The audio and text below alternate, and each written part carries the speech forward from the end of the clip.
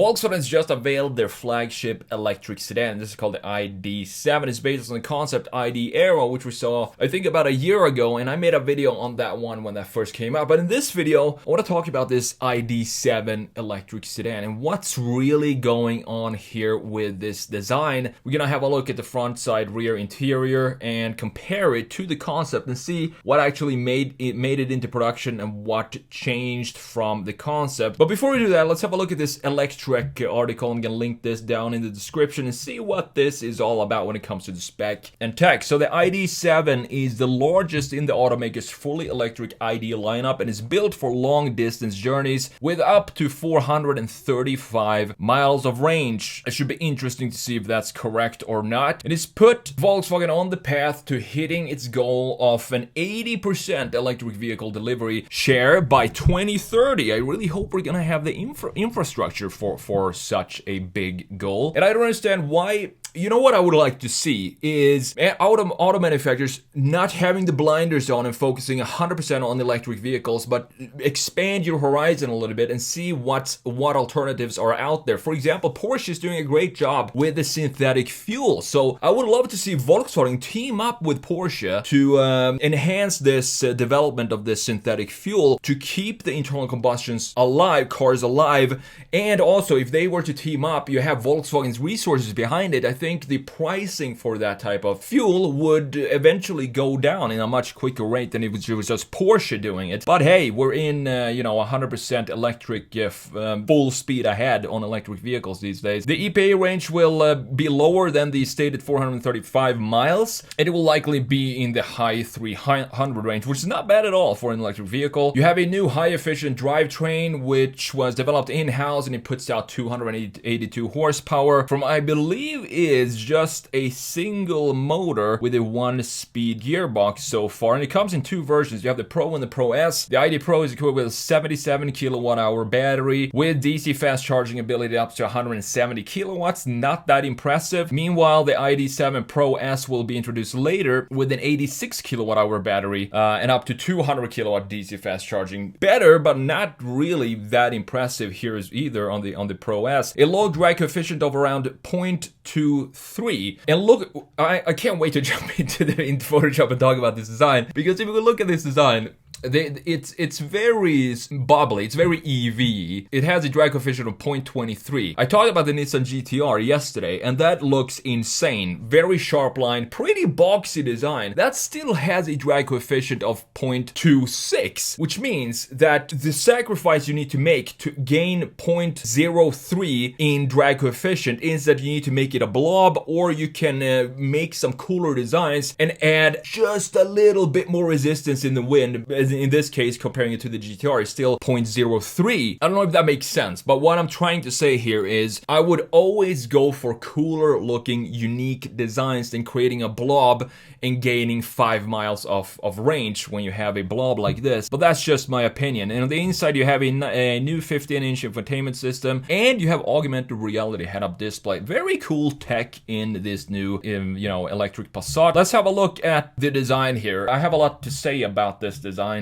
because I think Volkswagen with Mercedes, they are the big brands that really, they kind of have lost their identity when it comes to their EV cars, because they look so plain and so boring when I look at these designs. These are not designs that I'm gonna remember in 2 years from now. It's just gonna be another EV. And up here we have the concept, and we're gonna have a look at from the front, side, and rear. And I do like the design of it's a kind of a pretty design. It's a clean looking design, but it lacks any sort of personality. And that's just what I think when I see the ID Aero. When I made the video, I said it's a clean looking design, and I'm glad that they're actually making a sedan, because everybody wants crossover SUVs these days for reasons that I don't personally understand. But then we have the production version here. You can see that the front view, we have some changes in the front. For example, I do definitely prefer the front end of the concept. I don't understand why they decided to make this intake now have this weird angle going straight down. This is not, to me, a Volkswagen line, because a Volkswagen line is supposed to be very strict, a little bit geometrical with some smooth surfacing in it. And I think this is exactly what a front of a Volkswagen sedan EV ID would look like, because now we have these two parallel lines, which feels more in line with the Volkswagen DNA, instead of having this just instantly going down in a very weird angle, creating some turbulence in the front end that is very unlike Volkswagen. And then we have this chamfer down here looking pretty clean. I think they overall did a good job transforming the ID Aero into a production car. I do wish that we have some cool lighting at the bottom of this car, but that didn't make it into production. Neither did these very unique looking headlights, which I actually kind of like. It looks cool on the concept. And we don't have these lights in the side, but we're gonna have a look at more on that when we look at the side view. Overall, a pretty good transition, I would say, going from concept into production. However, does it have a memorable personality when you look at it? Absolutely not. So let's have a look at the side view. So look at the greenhouse here, and this is typical EV proportions. You have it in the Mercedes EQE and the EQS as well. You have this single curvature. This is what I'm called the blob design, when you have this greenhouse stretching all the way back. And this is, I believe it is a sedan, but we don't have a definition for the trunk. It kind of melts right into the greenhouse. And we also have this curvy design that we have in all ID models, except for the ID2 concept, which I made a video on. I love that design. I wish Volkswagen would go into more of that design language for their bigger EVs as well. Very Golf-like. It looks very funky and sharp, the ID2, but the rest of the ID lineup, very smooth curvatures all over the place, very almost Italian design, which I would prefer to have a more structured line that we have in, for example, the previous Passats, which has a shoulder line that is very strict, going straight like this with a nice chamfer going all the way from the front to the rear, and that to me just feels more Volkswagen than this soft, almost organic shape that we have in the ID models right now. But comparing this to the production version, I do like that they kept the same kind of wheel design, but I wish they would have kept the same diameter of the wheels to go in here. But I guess you would have lost maybe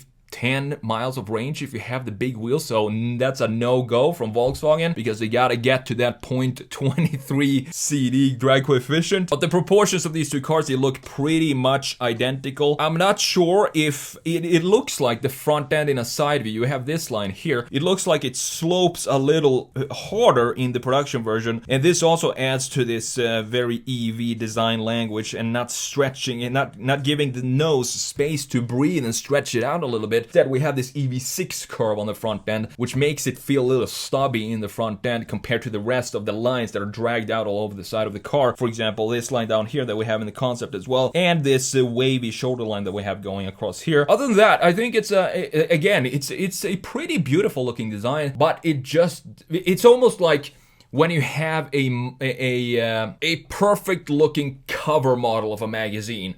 They look so perfect that they just become bland. There aren't any flaws in their face that it's not even interesting to look at, because everything is so perfect. That's kind of what the analogy I can make when I look at this. It's just so clean, and there is nothing unexpected going on here that it becomes a boring design, even though it is a pretty beautiful car. At the same time that they dropped the ID Aero concept, they also showed a wagon version, and in my opinion, I think the wagon looks so much better than the sedan. Let me know which one you would pick between these two. And then we have the rear view before we jump in to the interior, and then I'm gonna give you my final thoughts on this design. And in this case, I think I actually prefer the production version and how they treated the taillights right here in the concept. I do like the pixelated design that we have here. As I said yesterday in the GTR video, I didn't even think of the ID Aero having this, but as I said, I think it's morphing into more brands than just the Ioniq brands to create this pixelated design, and it looks like we had that in the ID Aero as well, but they changed it up. I think we still have some pixels here, and I want to apologize for these images because they're not in the same perspective. I know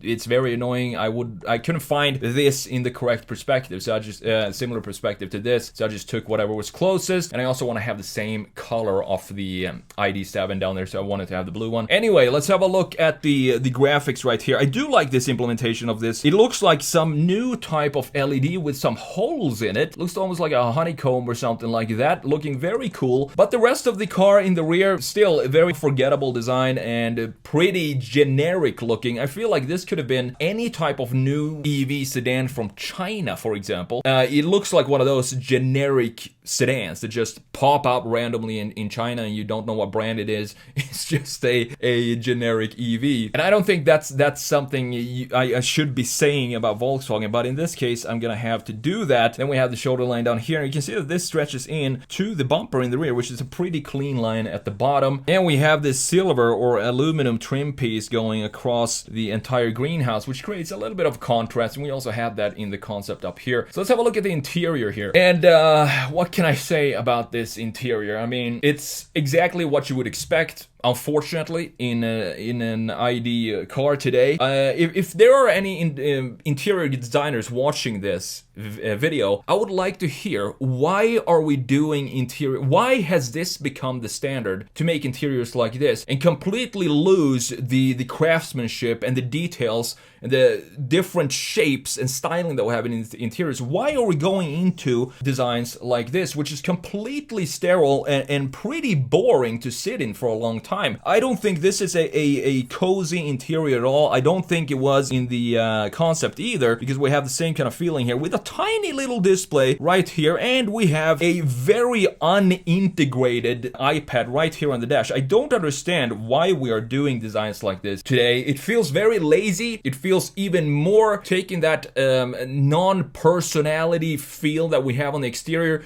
bringing it even harder into the interior, because every single car is starting to look the same, and it's very sad to see the direction, specifically when we look at the interiors. But hey, it's a functional interior. You have the Volkswagen logo. At least you have this to tell you what car you're sitting in. And overall, this design is, as I said, I wish they would have gone more in the traditional Volkswagen way. Even themselves feel like that might be a good idea, because they released the ID2 concept, which I think it's called ID2 All or something like that. I think that looks fantastic. And if we could implement that design language, which feels more in line with the history of Volkswagen, into these bigger ID cars, I would appreciate them a lot more. But in the end, I believe this is going to be just another EV, and I believe, I'm almost 100% sure, that the driving experience is going to feel like every other EV as well.